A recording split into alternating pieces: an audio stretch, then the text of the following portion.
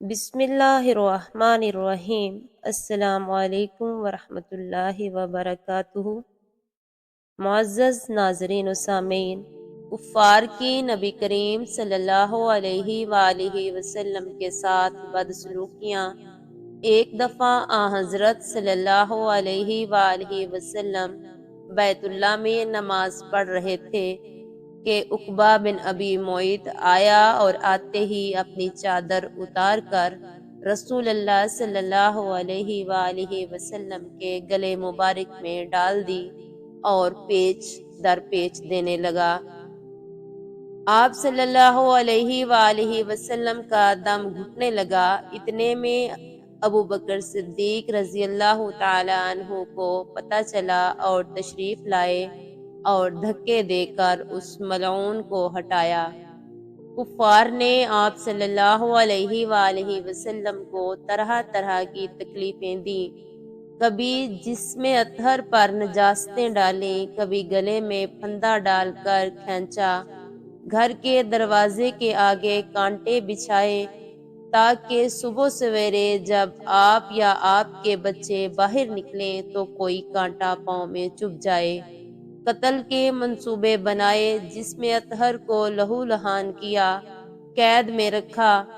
آپ صلی اللہ علیہ وآلہ وسلم کے صحن میں پکے ہوئے کھانے پر غلاظتیں پھینکی۔ آپ صلی اللہ علیہ وآلہ وسلم کی شان میں اس قدر گستاخیاں کی کہ اللہ تعالیٰ کی پناہ، کبھی پاگل کہہ کر پکارا، کبھی جادوگر نعوذ باللہ، کبھی مزمم کہا اور کبھی شاعر۔ اللہ کی پناہ، ابو لہب نے تو ایک مجلس میں یہاں تک کہہ دیا کہ محمد صلی اللہ علیہ وآلہ وسلم تیرے ہاتھ مبارک ٹوٹ جائیں، نعوذ باللہ۔ ناظرین، سرور کائنات صلی اللہ علیہ وآلہ وسلم پر کس قدر سختیاں کی گئیں، صرف اور صرف دین کی بنیاد پر۔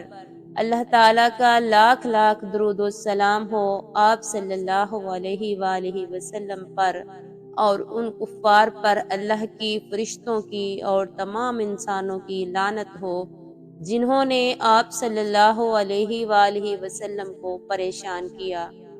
آمین یا رب العالمین۔ ایک روز قریش کے ایک اوباش نے سرے بازار حضور صلی اللہ علیہ وآلہ وسلم کے سر مبارک پر مٹی ڈال دی۔ آپ اس حال میں گھر تشریف لے گئے۔ صاحبزادیوں میں سے ایک آپ کا سر دھو رہی تھی اور اپنے ابا کو اس حالت میں دیکھ کر رو رہی تھی۔